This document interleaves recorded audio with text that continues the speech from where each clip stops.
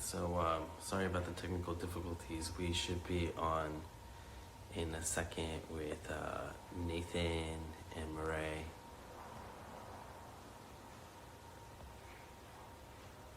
And so I'm just waiting patiently for the communication to happen. But in this conversation that we're going to have today, we're going to, how you doing, Solanumba? It's good to see you here. I hope we have a really good conversation today. If you have any questions at any point, please feel free to join. I think you should be joining in a second.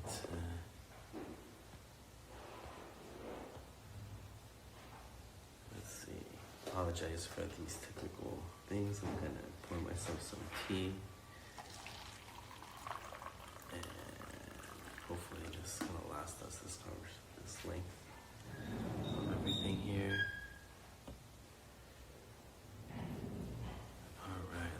Hey, how you doing, Shay? Great to see you here. I'm real excited to have this conversation. We definitely have to add Shay to the turntable of the studio visits. I see you diligently working in your studio. All right, Nathan's here. Great. There's a joining button here. Let me get you over here. And let's see if he joins. Are we waiting? We're waiting for him. Yeah, excellent. So now that we're past the technical difficulties, I'm hoping that this all works out. Waiting for N_E_F_. Right. Oh. Hey, how you doing, Nathan? Great to see you. Is it working Thanks now? a lot for joining. Yeah, everything's working. We are live. Pretty good. Yeah, everything's working. We are live. Is it normal that I have you upside down? We have a delay. I have you upside down. You want to turn your phone the other way? Yeah, sure. Let me fix that up. Better? Excellent. Yeah, much better. Hey, how you doing? Good. Starting my alcohol-free beer. Well, that's nice. Alcohol-free beer. Yeah. Well, Nathan, tell us your first and last name and how we met. My name is Nathan Favot, and the first time we met was on, I think it was all the way down, almost at the Korean Bell on the south of Los Angeles. Like the first time we met was OPEF. I think it was called OPEF, this artist show, outside artist show when we were visiting Los Angeles with my collective, the Mad Lab Studio. That was about a year and a month ago, I think. That's the first time that I ever saw you and your work outside there. And I was down in Los Angeles with Sasha Herman, Laura Grimm at that time, and there were two of the members that joined us especially for this occasion, Duike Erwin and Roland Spitzer, and we were all together in Los Angeles for about a month to realize the project in collaboration with the Monte Vista studio.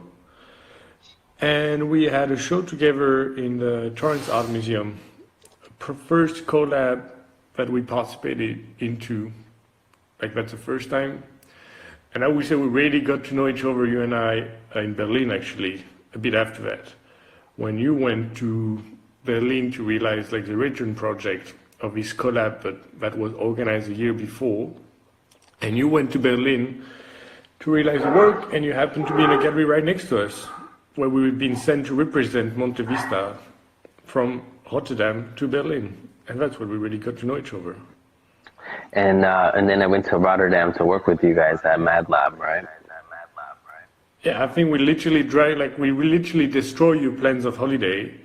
Like, you were planning to go around Europe and just spend time from capital to capital, and we told you that this was shit and that you should not do that. You should just come with us and work and have fun in Rotterdam, because this touristic tour of Europe is it's no use so much. If you go every day in one city, you don't have time to see much. And I loved Rotterdam, so by the way. We dragged you with us, kind of.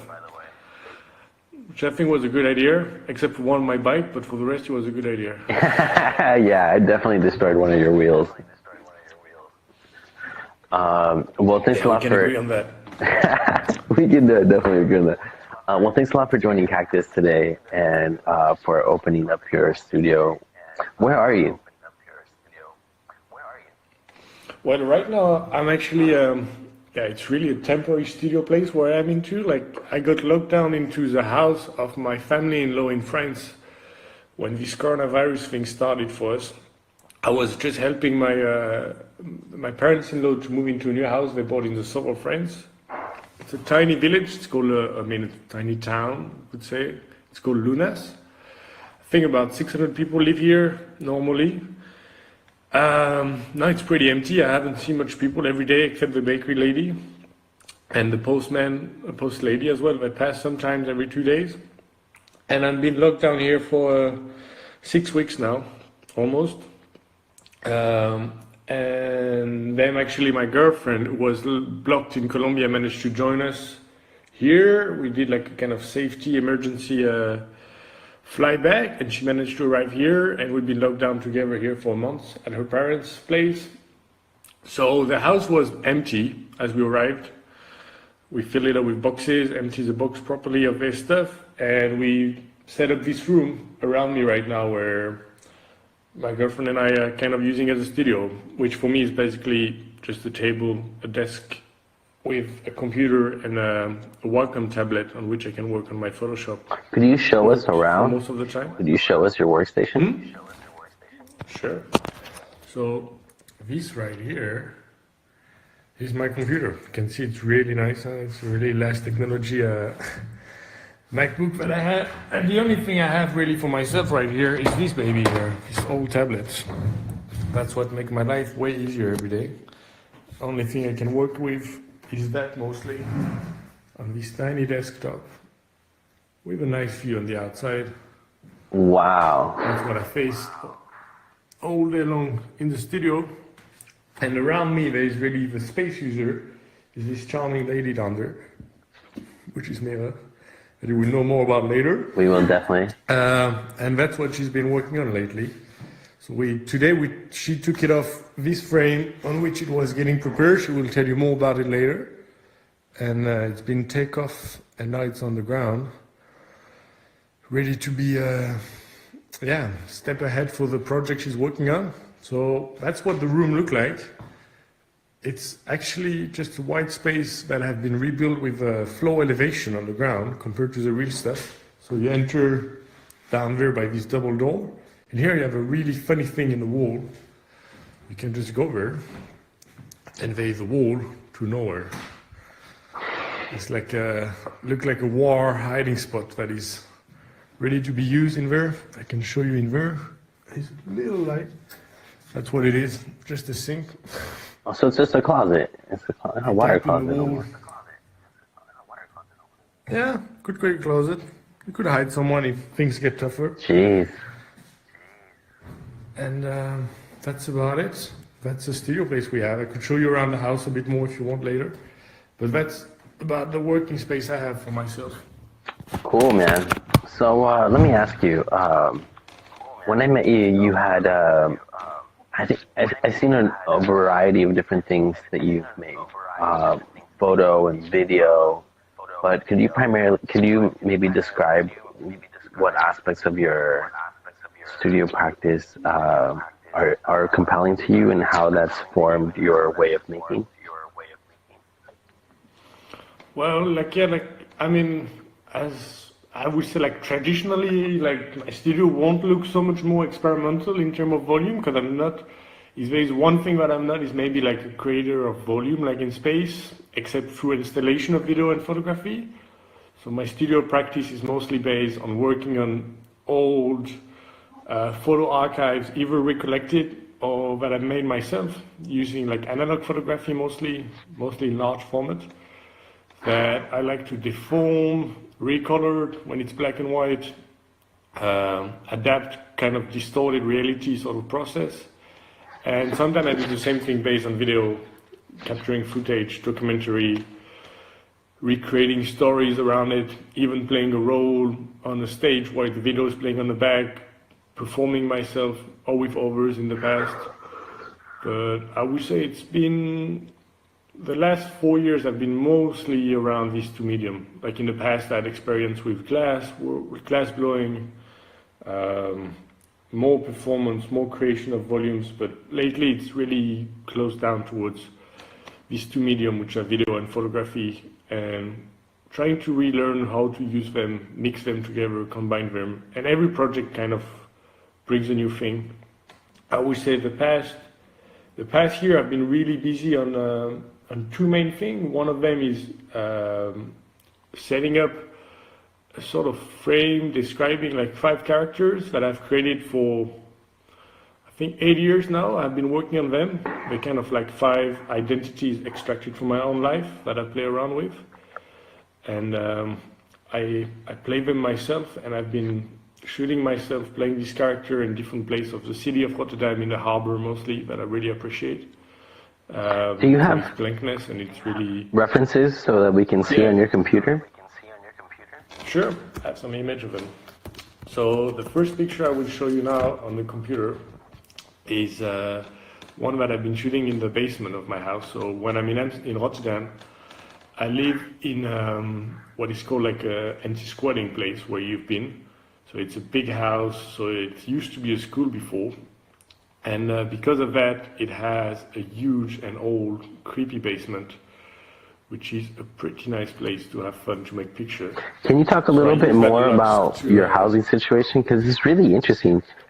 Outside of the fact that it's a school, and it's like a very, very transparent school because it has a yard and like a kindergarten playground, and your apartment is like a classroom, right?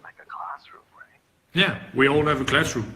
Basically, it's like a program called anti-squat. So you will be put like, you will pay like for a little amount of money, you will be able to access like a different type of building, old studios, like old working space, schools, things which are like in process to be sold on the market or be put out for a few reasons for renovation. And during that time, because they don't want to lose too much money, they will rent it to mostly students, artists, people that don't bother too much about the place they have look like. That will take away a bit of safety, like, because you could get kicked out for just within 1 month. They could push you out if the place got sold, if they have to renovate it. But on the other hand, it offers you a lot of times surprising space. And in this case, that's what allowed me to access this place, which is like the basement of where I live, which is a really wide and big space where it's really interesting to do long exposure photography, multi-exposure photography, different form of light experiment, for which my girlfriend helped me sometimes, or other friends. Like in this case, it's me performing this 5 character with a cobra flash in my hand, while my camera, I use a really large old format, which is a Linhof Technica, which is a 4x5 inch analog large chamber camera. And while the camera is open all the time, I'll be performing in front of it and shooting myself with a flash. I'm really excited to go back home because there is about 10 of this really large format shit that I've been shooting and that I haven't had the time yet to see. Because they still own the camera. They're still in my fridge right now, waiting to be developed. So it's quite frustrating to wait. And these are some of the scenes that I go through the harbor of Rotterdam, where I also pose myself. Like, it's really hard to see now, but I'm down there in the dark space. I have one more below where you'll be able to see me a bit better. Let me see this one. Watch out for kids. I might be naked in the coming picture, but you won't see much. Make it graphic. Let's start softly. So here you see me. So one of the roles here that I play is called Le Français. So it's a Frenchman facing container, looking through the harbor to find where he came from. It used to be a play that I made a couple of years ago, but to be honest, the writing was not good enough for me to continue trying to pay actor to perform for it. So I just extracted some of the characters that were really interesting for me to continue exploring in my works. And I just had to find them a new habitat, and that's where the harbor of Rotterdam became a great place for them to live and exist again. Let's see if we have more of these guys there. So this guy here is like the ghost in the anchor. 5 main characters right now: the ghost man, le français. The ghost man is hard to find, but he's right here, hidden between the big anchor around me.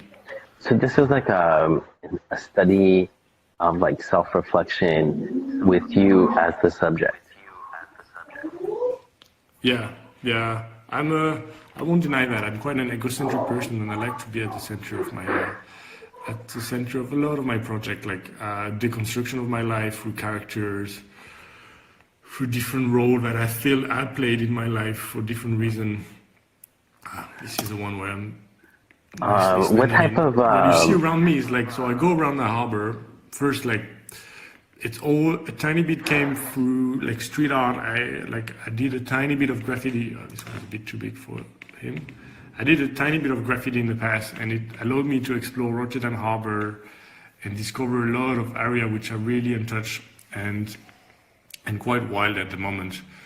And when I was passing a lot of hours through the harbor at night with friends looking for spot to paint, we spotted like that there is a lot of like, not abandoned, but place of work that people are really willing to share with you. So all around me right now, as I'm standing in the middle of those drill bits of huge chain, it's just a recycling area. So we asked kindly the man that recycled this old chain that would be attached to the anchor of boats, if I could use the area to pose and thing, and people were really willing to share. You can find 2 situations in Rotterdam Harbor. It's at the same time really empty, so you think you could do whatever you want, and most of the time, going with your guts, you will be able to do so, or you access really highly restricted and protected area due to the international large passing of trade and material and goods that go through this harbor. Sometimes it's not so easy to be there, and you could face like safety and guys which are a bit more stubborn and not so more willing to help you to just take a funny picture or try to experiment in this new area. As you can see on this picture, like most of the, like that's quite important for me, like all the process of analog photography I do myself. So from the film, taking the picture of course with my old camera, then all the development we made for myself, which in this case ended up to be like quite a funny chemical reaction that actually enhanced the picture, which was really interesting with the character in the middle. Make it look really old and out of time, which I thought was interesting for such a modern place of society. And I like to keep doing all of that myself, even though it's quite hard on such big formats, especially for color. Working through all the process like helped me a lot to see what am I doing, where like for the moment of taking the picture, one idea was there. When you develop it in your darkroom, another idea is there. When you enlarge it, when you try to print it, when you try to a lot of images that were real on a piece of sensitive film, and then you suddenly have them scanned on your computer, like they are now in a big file. You see they exist on the cloud. You can see the little icons of this huge picture that all exist in reality. They're all this silver process, but now they're all on my computer, and what could I do with them? With all the mistake of what happened, what does it mean, all these stories that I try to take in picture in the harbor, and I realized maybe you should bring them back there. So what I was preparing lately was I did like arrestize all these pictures to print them really cheaply on A4, which is kind of close to the letter format of USA. And this way, I could print all of that. In my old school, I will go and, like they should not know about that, but I have a jam of a printer that if you come with a USB stick in the school and you put it directly in the printer and you print 1,000 of these A4 format, you won't have to pay for it. So I went there and printed like 1,000 of these black and white picture that will become like a huge puzzle on a respirator. And this way I have now assembled them together, and they're ready to be glue again in the city. I hope like when I come back, especially if things stay a bit quiet after the virus, my goal was to go and put them as wallpaper on the bridges around the harbor, put them back where they had been taken, see what it means for these people to pass every day going to work and just see myself posing within area that they just pass without seeing them. I'm always been curious of what it means to reintroduce an image with a slight deformation into it. So that's one aspect of it. And then So that's something which is relatively evolving around black and white, which is funny because at the same time, there's one thing that I've been doing a lot lately since the death of my grandma, is she had so many pictures. She Sorry had to hear that. hundreds and hundreds and hundreds of boxes with picture and things. And all her life was depicted in black and white for most of it, from when she was, I think, from when the day she was born until she died at 85, I had picture of her life, and I think 2/3 of it was in black and white. And I was like, I wonder what it looked like for her. So I thought, well, as I could never see it, let's make it. So I just decided to recolor her life progressively, which ended up to be became some funny videos where I will add the color progressively in the animation, as you'll be able to see right here. So this was initially a black and white video, a black and white picture on which I added color progressively. That's really interesting because one of the people that I'm going to speak to in an hour also is working with like this nice juxtaposition between video and photography. And I always found that to be interesting in how when I see your photographs, like the composition of the color reminds me of when we see a picture of a starscape and how like they make the space look like there's gas and it's like gas is a different color, etc. But all of those colors are chosen by an artist. They're not really seen. So like whenever we see like stars and they change the colors of the stars, that's not true. Like all that's superimposed and it's like subjectively. Exactly. That's really like a subjective way of analyzing things like this. And like I did the same with, so that's some picture that I did on the harbor itself myself. And I thought maybe what I've been working with the life of my grandma, I can do on my own picture. So I would spend hours recoloring progressively this image that I've been taking, adding them effect, modifying what they are. Sometimes it felt interesting to make them as videos. Sometimes I felt they were strong enough as a simple color, and sometimes they didn't even need a long recreation. So this one, for example, is really a long recreation. It took me maybe 8 hours to choose which color would go into which place, to work on degradé. Wow, that's beautiful. Softly this old landscape, and giving it a sort of taste. When sometime on my own picture, then I realized, but wait, like I had some of my own picture that I already colored. What happened if I just distort the channel using like the tint effect of Photoshop? And what happened there was also really funny, like just making modification and variation of picture I took in color myself, but just changing the tint of them.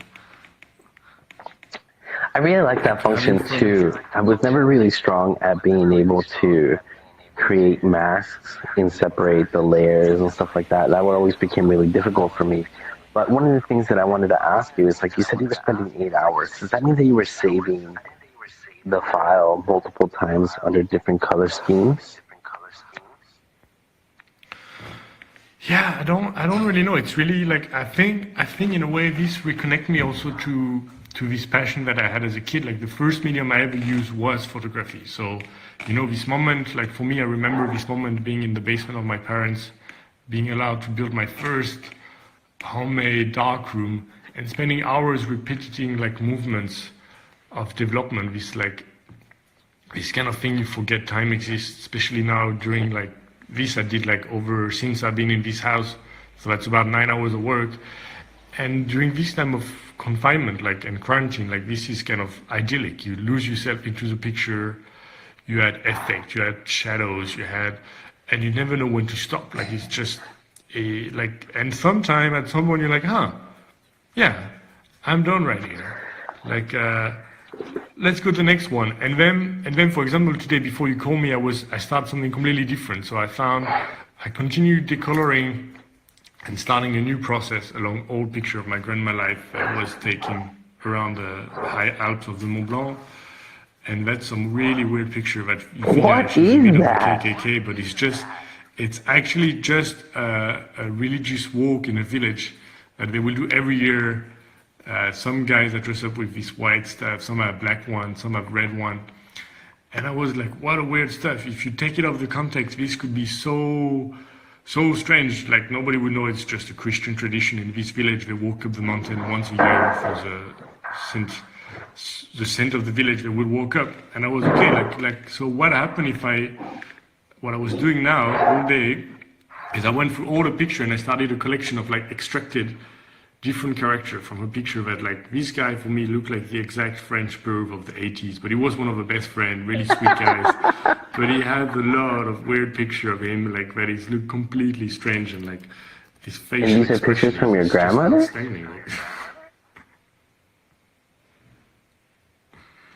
These are pictures of your grandmother took? I thought of like starting a database of extracting progressively a lot of image, like Nathan. before distorting them, before affecting the color. I thought also go through the image that already have a color and extract things from each of them. Extract what you like of them, play with them. They make a library like, there's so much, like I'm talking now that I have started to work with maybe 0.01% of the archive I collected after her death, like of her life. So these are all her photos? Photography. Yeah. Wow. Photography has been present in her life since day one. I will show you like a little collage I did for a funeral, like where I just selected really quickly like a little image extracted from her life, from when she's been a kid until today. And there's just so much, like there's just so much of it. Hey Nathan. My internet likes to share it. So we've been going on for about 20 minutes. This is my grandma and my grandfather. Oof, beautiful. Can you get closer to that? Yeah, of course. Oh, you look just like them. Absolutely.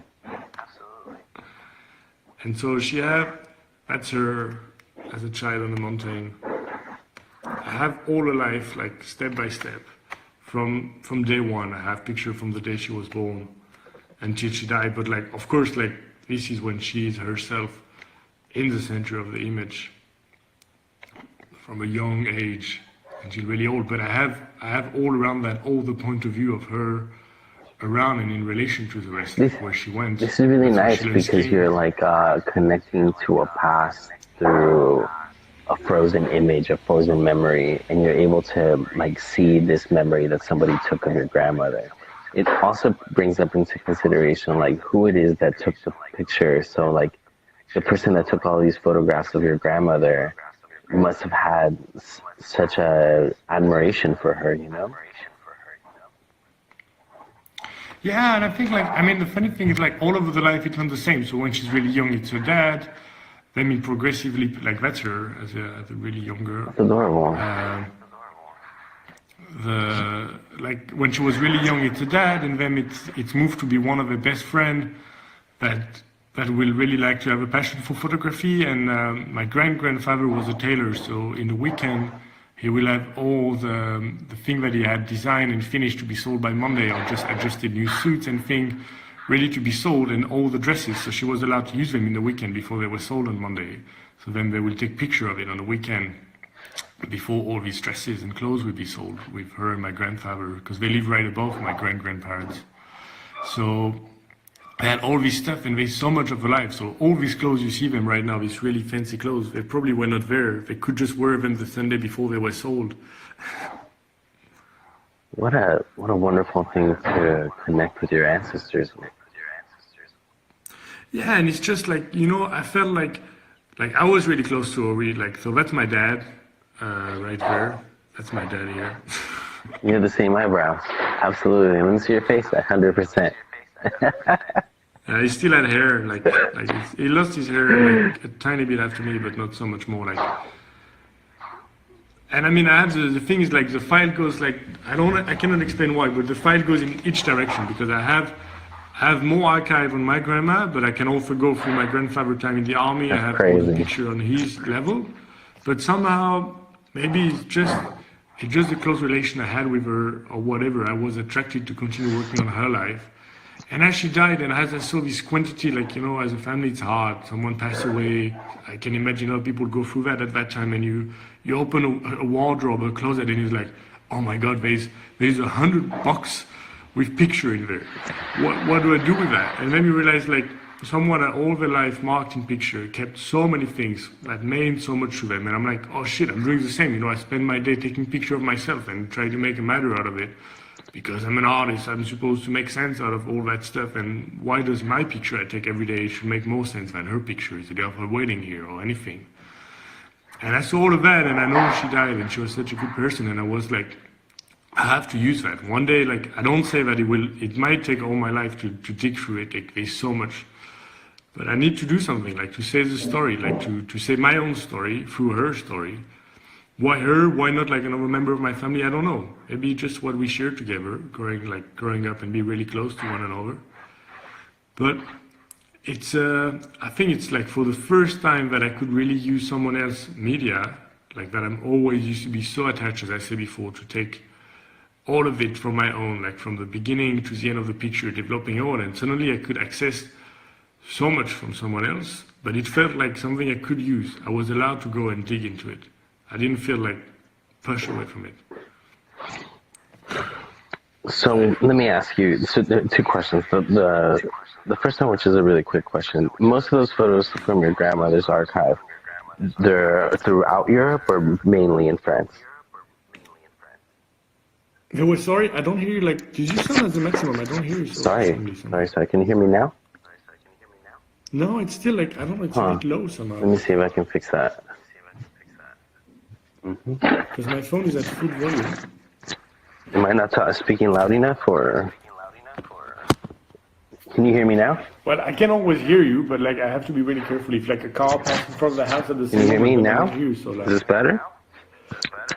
Yeah, it's okay. Like continue. I can like maybe it's just because I'm recording and I have the audio recording at the same time. Maybe it low down the volume on my phone since you record what you have. Can you hear me better? Can you hear me? No, I don't hear you anymore. You don't hear me at all? It's even more diffused now. Maybe stick on the blue one. I could hear you enough. It's fine. Don't worry. Can you hear me now? No, I don't hear you anymore. Nothing, huh? You hear me now? I can hear you touch your plug. Yeah. There's this moment when like you touch it, like. Can you hear me now? No, I don't hear you. This is a Verizon commercial. Yeah, I heard you laugh. Like it sounds just you so far away from your phone. But maybe I tell you, it's maybe because I'm recording at the same time and the microphone is on. Alright, so that might be it. Is this better than with the Bluetooth? No, it was the same. It was more or less the same. So if it's better for you to stay far away, it's no problem. So let me ask you the first question is like, so the archive for your grandmother, that's pictures all over Europe in the world, or just France? All over Europe. Yeah, her dad, like her parents took her, like there's really my phone. There's one thing which is stronger than the rest, it's the mountain. Like her parents went mountain over as she was with my grandfather. So even though they travel a lot, it was always through mountain most of the time. And for the rest, like, yeah, through Austria, Switzerland, France, Italy,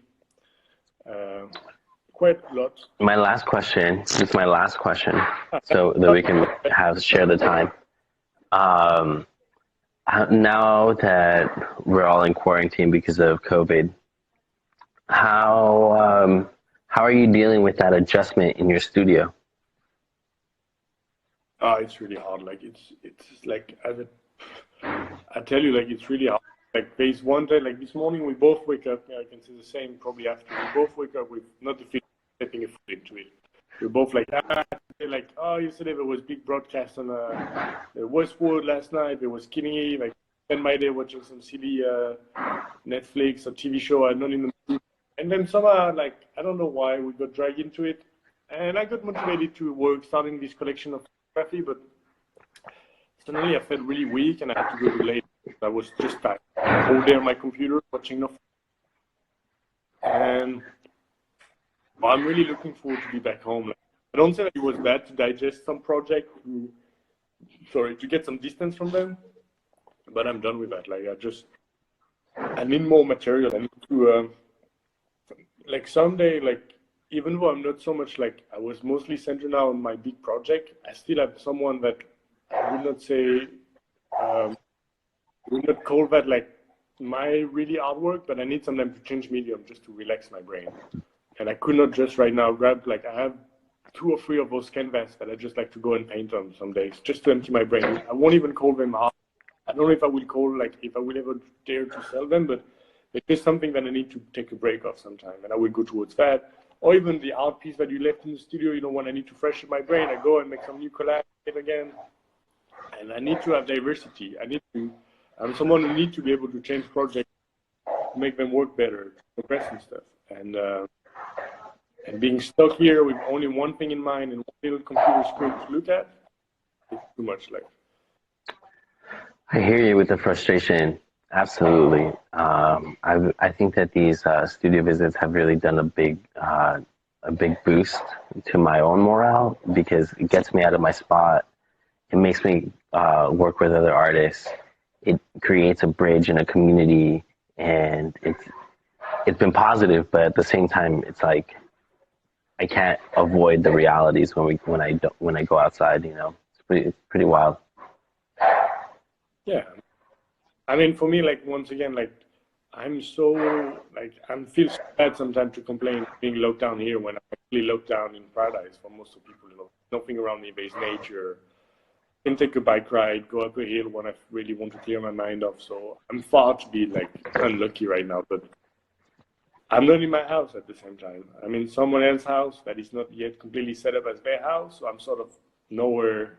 And someday it's a bit hard, you know, like, also, you have the same with your dad. I'm with my parents, you know, for 6 weeks now. I love them. I love my girlfriend, but it's not easy. Hey, on that note, do you mind introducing this to Mirre? No. So here is coming Mrs. Mirre, seur, the one and only, rescued from Colombian forest all the way back to France. She made it for a bit of money and a big ticket, but she made it. So it's all good. So I will let you with her. I'm in the back if you need me. Of course. Thanks, Nathan. Thank you, Robin. Hi, Jorge. Hey, Mirre, it's wonderful to have a conversation with you and to hear how your projects are going. Definitely. Thank you for having me on your Instagram. Of course, it's always a joy when I get to meet new people and see what they're working on. And it seems like you have so many interesting things to be able to share, not just in your process, but also in your current residency and your inspirations from all of that, not to mention like the added stress or distress of being in the middle of all of this pandemic. Yeah. But give us a little bit about background about yourself. So my name is Mirre, and I'm born in and currently. Where? Sorry, can you say that again? It broke. Oh, in Amsterdam. Yeah, and it's also where I work and live now. Well, not now, because now I'm stuck in France, but besides from this pandemic. Are you from the pipe? I'm not from the pipe, actually, but I'm born in the Jordan, which is a very similar, used to be hardcore working class neighborhood, and now it's all yuppie, of course, but yeah, so it used to be similar to the pipe, actually. Okay. And yeah, right now I'm in France trying to keep everything going in these crazy times. So did you go to school in Amsterdam? Yeah, so I went to the same art school as Nathan did. That's where we met, which is the Rietveld Academy for Fine Arts and Design. And before that, I studied 3 years at the Theater Academy. So I started to become an actress. And I quit, and then I quit acting and theater, and then decided to do art, fine art. That's good. That's good. I'm real happy to hear that that's the path that led you to this place here. Yeah, still detour, but it was good. So I've noticed in your social media and your website that your work is primarily led from fiber exploration. Is that correct? I mean, it's what I'm working on. I'm working with textile and robes right now, but it's not with the materials. So it could be anything. Yeah, currently I'm working with textile fibers, robes, weaving. Yeah. Could you show us what you're working on? Yeah. So, I mean, I can show you what is, how do I turn it? Like this. Yeah. I mean, this is the piece so far. Very much a work in process as I've started to work weeks, and most of the time I take a time to develop new works. I work like with mixed media and mainly make very big installations, and I work very spread, so I work on different objects and parts of the installation at the same time, so it's kind of messy. So these are loose threads that I've unwound from this very old rope, as you can see here. And then I've made The structure, is that right? I'm having a problem with the audio. You can't hear me, huh? I can't hear you either. I don't know what that's about. Oof.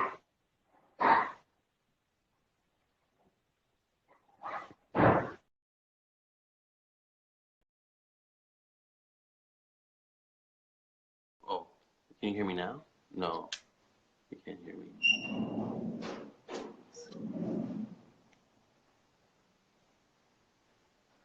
Oh, I hear you now. Can you hear me?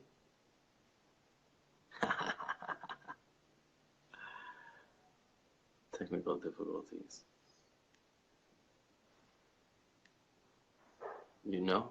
No hearing? No audio? No, we're having problems, huh? You can't hear me? I can't hear you. Are you, I don't know. I can't hear you at all. Let me see. Is this gonna work? Let me see.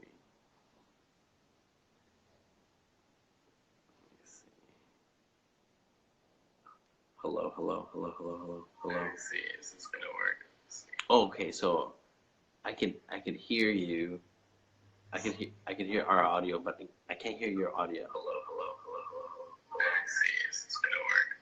Oh, okay, so I can hear you. Technology is crazy because I can test. Your audio. Hello, hello, hello, hello. I can hear myself, but I can't hear you. I can hear you. Do you have a microphone? Can you plug into your phone?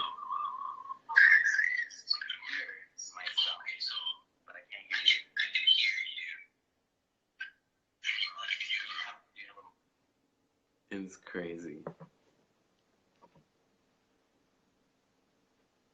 Hello?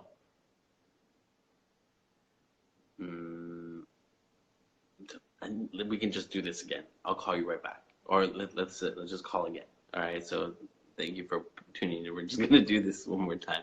All right, bye.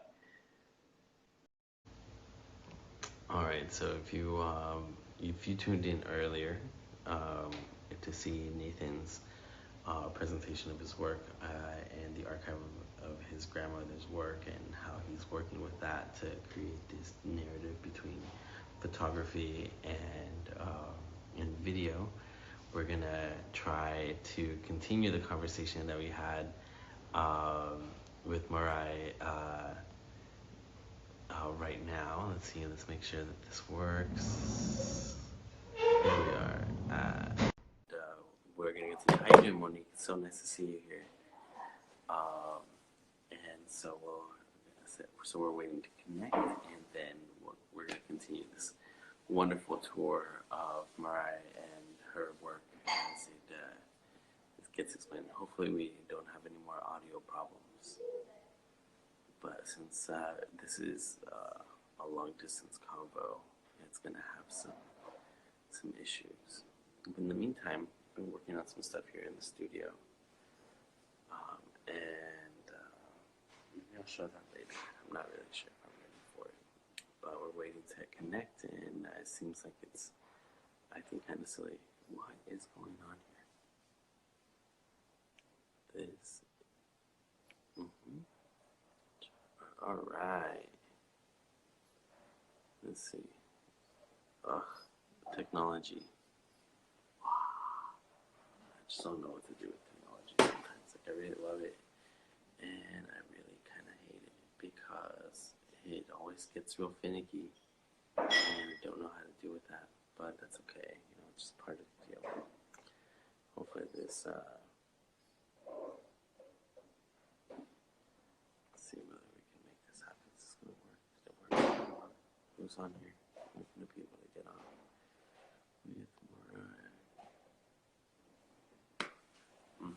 What's so challenging? Oh, we're connected. Yay, yay. Do you hear me? I definitely hear your beautiful voice. Thank you. Yes. Yes. For I don't know working. what happened.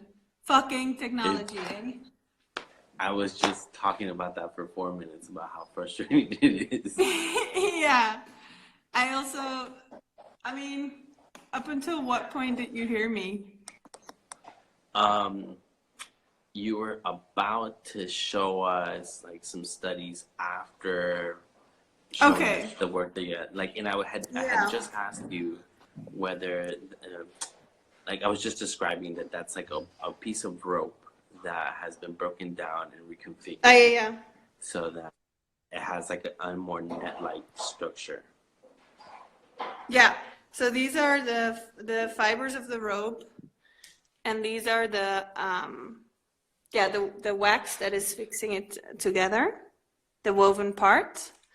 And today was the first day that I've took it off the frame. So that's this metal frame there. And I've put it down on the ground.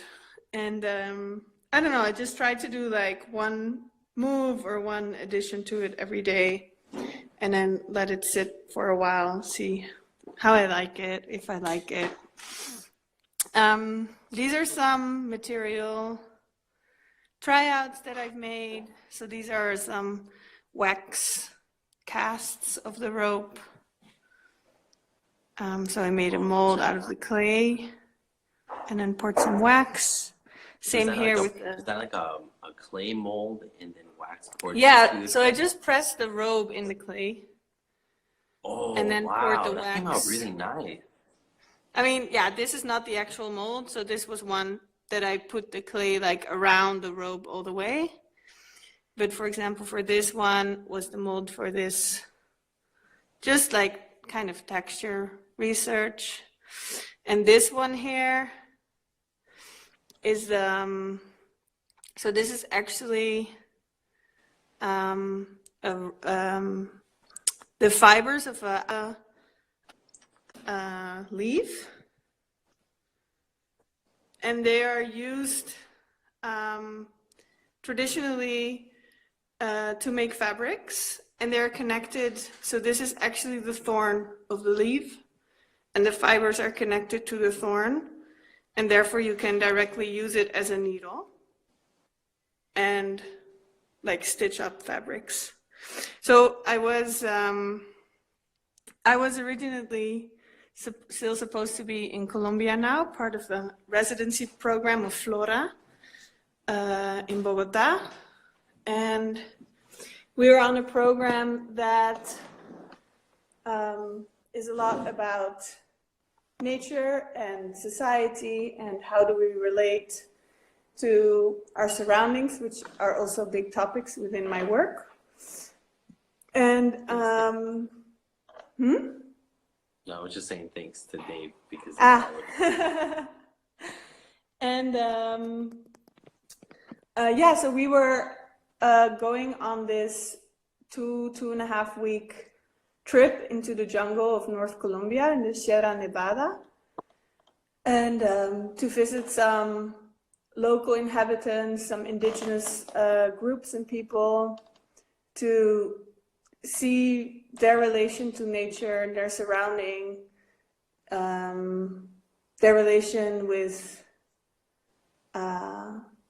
with objects that are around them, how they believe they are inspirited, that they're actual beings instead of dead objects. And so their practice is as well that they use this threads of the agave to make fabrics.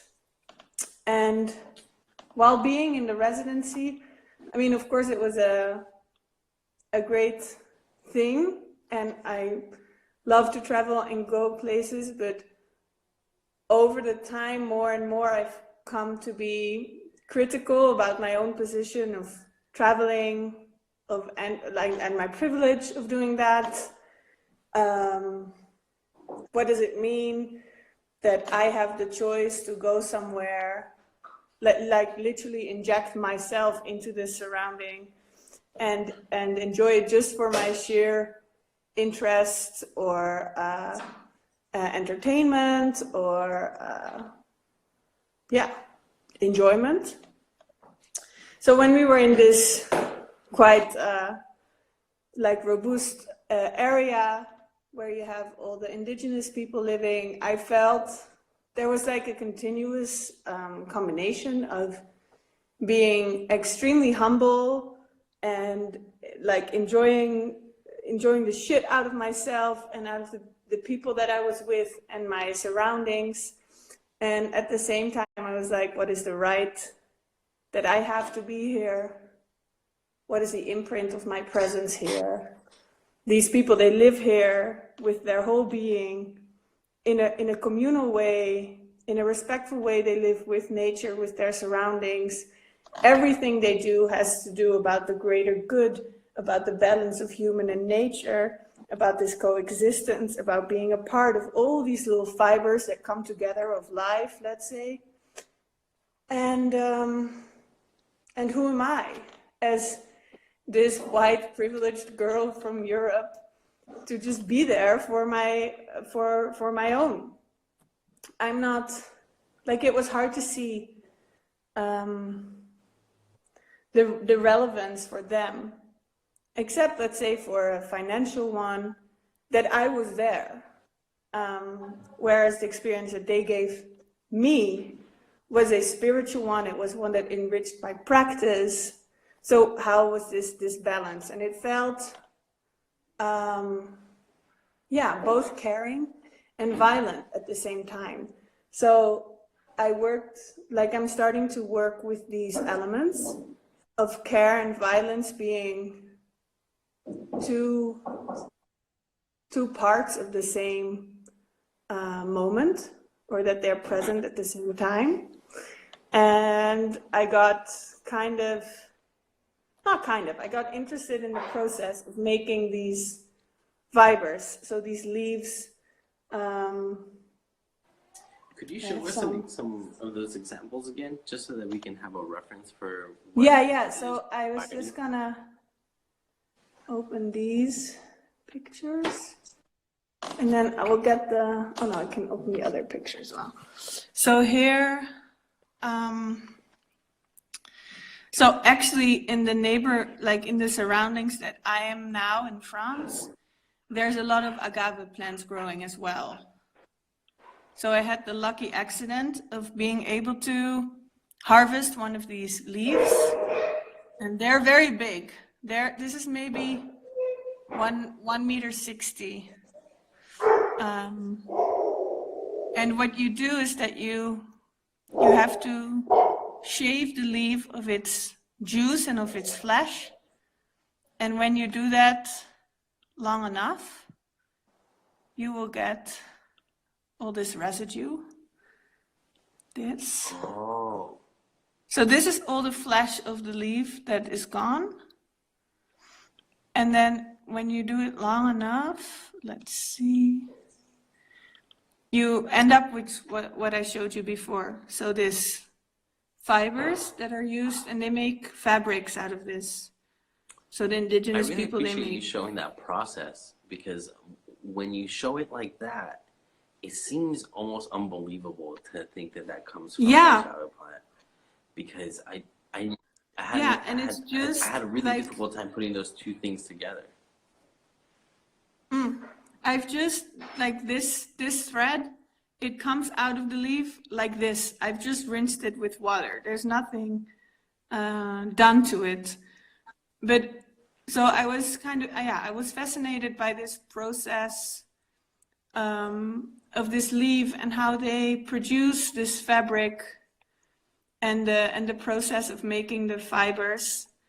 Here's some other material research, and especially in combination with how they live in their surroundings with the, like this, yeah, hello.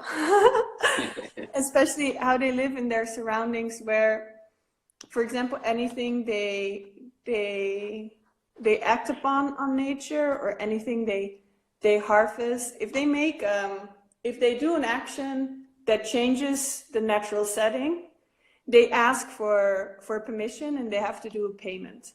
So it has this ideology or this way of living that is extremely careful and extremely caring to their surroundings. Nothing is done without a thought, without a question of if like asking the mother, which is like nature and all its being, if it's okay, they could do this. So if it's okay, they can cut this leaf of the agave plant and transform it in a different form. And so that's the caring part. But then the actual process of transformation of this leaf is very harmful. It's very aggressive. It needs to be hit. It needs to be punched. That's also why the process of doing it myself here was very insightful, to like how it feels on my body to do this process of transforming the leaf. So how these things are, even if you're living, yeah. I have two things that I really want to chime in on. One is I really value how you address the native population and the use of the agave and asking nature for permission. And to that I want to ask, like, how is it different from asking, Earth for its utility, right, in making, clothes or rope or those kinds of things, to making art?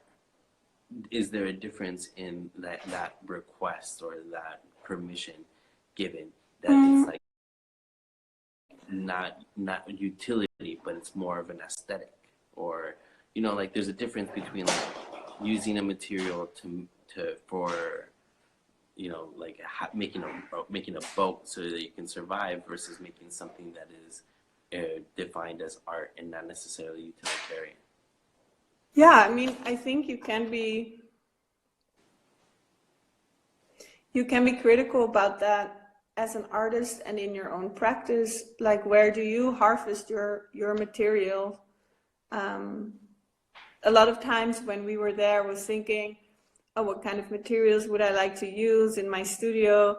And I was immediately, oh, where do I order it online? Or like, which stores do I go to buy? And what is this impact also? Because it's also a form of consumption, and it's also a form of, like the clay that you buy, where from doesn't come from around your corner. It comes from like the other side of the world where it's shipped here, and etc. So I think we forget sometimes. I don't know if this is really an answer to your question, but I think we forget sometimes, well, let's say within like a material fine art practice, the imprint of the source, and that's I really value that. Taken for granted. For example, I try to buy my food organically and local, and I try to do like all these other things, but then how about my art practice, if I use chemicals or, like I'm also trained as a glass blower, and I use glass pieces sometimes in my art. That's super bad for the environment. As the studios, they have to be on all the time. They use a high amount of energy and gas. Yeah, it's questionable, Absolutely. definitely. So I really like your answer and being able to relate it to like the practical sense of being an artist, because there was a time when artists were, considered alchemists. They would have to make their own paints. They would have to find binder. They would have to be real creative. Like the idea of making a tempera painting and using egg whites and all these other things. Like it became alchemy in that kind of way. And we take all that shit for granted because we can go to an art store, and just buy the materials already, processed. Definitely. And I think more so, I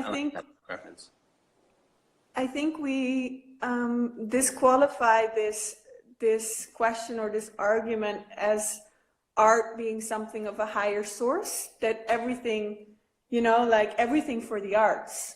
So whereas on other levels in your life, you might be more aware of your footprint, of your intake, of your consumption. But then for your art, it almost feels like, or I feel, around me sometimes, like with other artists or friends, that, for your art, who cares? This is your art. Anything should be possible. And also, like, I'm already happy that I feel productive today and blah, blah, blah. Like, if I have to make my own material and I'm not saying that I don't buy my materials, like I buy them as well, but I think it's good to be critical about that, how to reuse materials. I think it's sometimes a thing that we skip as artists under the assumption that within your art you should be able to deliver anything for it, whereas there might be a different way. Another question that I wanted to ask you in regards to your experience in Colombia is, did you go into that residency with an understanding of what you were going to get out of it? And because it happened during the time of the COVID impact, can you also describe how in the process of being in that residency, you had to adjust due to the pandemic? Yeah, so when I left Holland, so when I left my home for the residency, the first official person was tested positive for COVID-19 in my country. So it really wasn't an issue when I left. And I think I thought one time, well, if shit really hits the fan, I might need to go home early. But it's like these thoughts that we have and we don't hold on to them. They just pass our brains and we continue. And then I got to Colombia and we went onto this trip and we were remote for 2.5 weeks. So we had very, very, very limited amount of internet, very limited amount of connection to the outside world, which made it also beautiful because we were with this group of like 10 people, artists, walking through the jungle, going to all these insane locations, meeting these people with, very interesting traditions and different way of living and different way of relating yourself to your surrounding. And it was this bubble. And then we did this long trek for many days and we got back and we're about to fly back from the north to Bogota. And we're all like getting these news feeds. And we slowly start to realize what has happened in these 2.5 weeks that we've been off grid.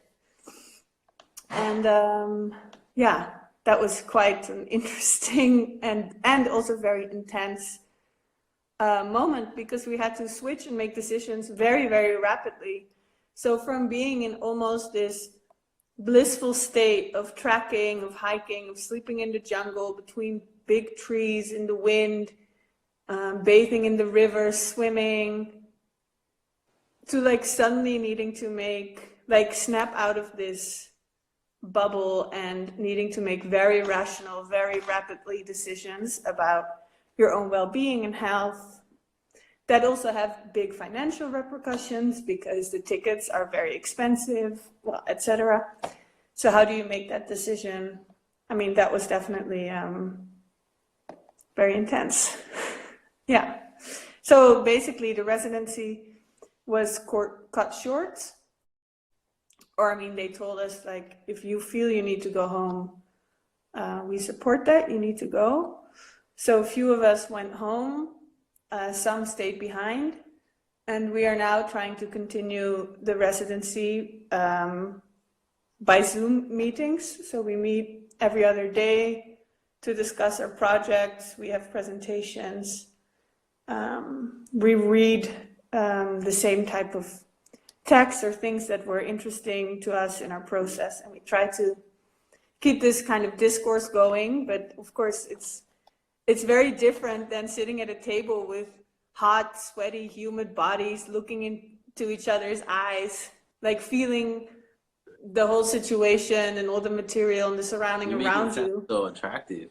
Hot, sweaty bodies. I mean, that was it basically. It was just hotness and heat in the jungle. So yeah, but that physicality of being present in that surrounding versus now I am just in my small little room here in France, also with beautiful nature, but completely different to the surroundings where these ideas have manifested themselves. And how do you continue developing them here is of course different than doing it there. I find that there's a really interesting relationship between what you brought from Colombia and that mindset to being able to adjust and kind of see your environment, recreate a studio that allows you to be creative and to explore things, and then to see how you got this old rope and to kind of like apply different types of attitudes that you brought with you onto that rope so that it can manifest in another way, as a poetic kind of gesture, because like it feels like this net, and maybe that decision could be subconsciously like the entrapment that you're feeling in that confined space compared to where you were before.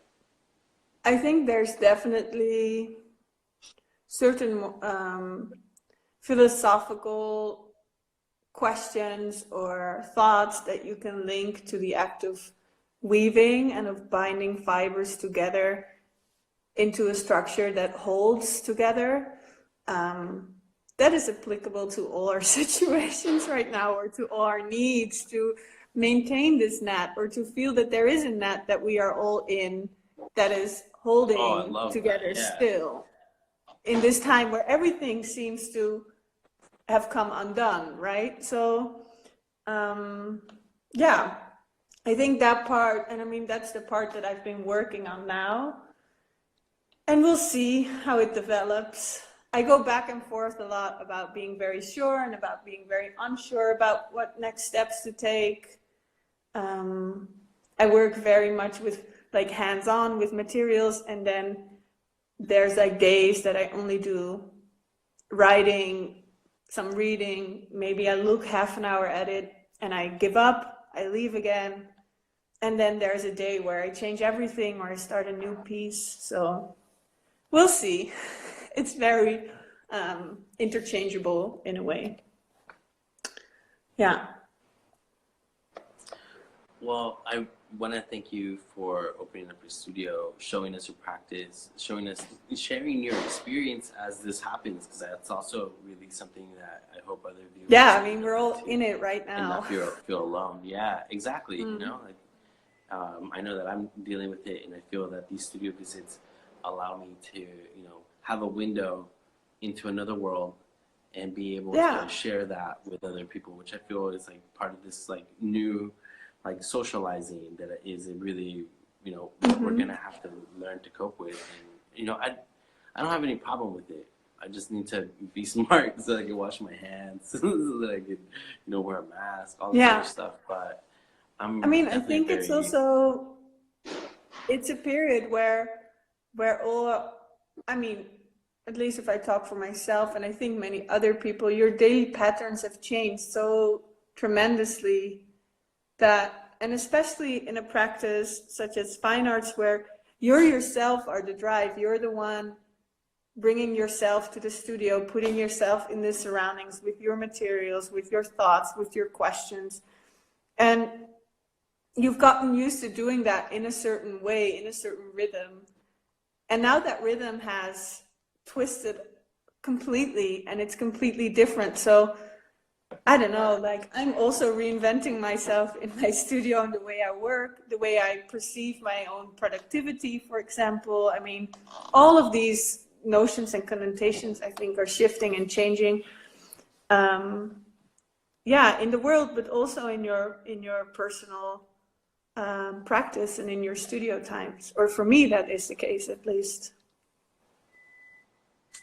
Well, I appreciate you sharing that. I think this is going to conclude our session and our visit. Yeah, perfect.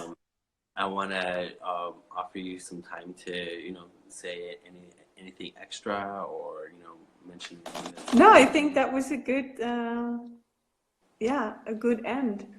And we're all just doing what we can, and Excellent. Don't be too harsh on yourself. I think that's like a good practice for everybody right now. Like cut yourself some slack and give some space to everything, and it will come.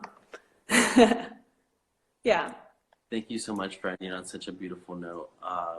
Let's wave to Nathan. And, Yeah, super nice to meet you too. And well, have a good studio day.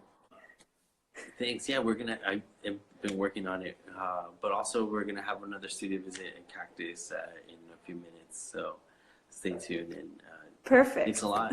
Be careful out there. So wash your hands, and tune into the next studio visit. We're gonna go from France to Tijuana, so it's gonna be fun. Ciao, ciao. Ciao, ciao.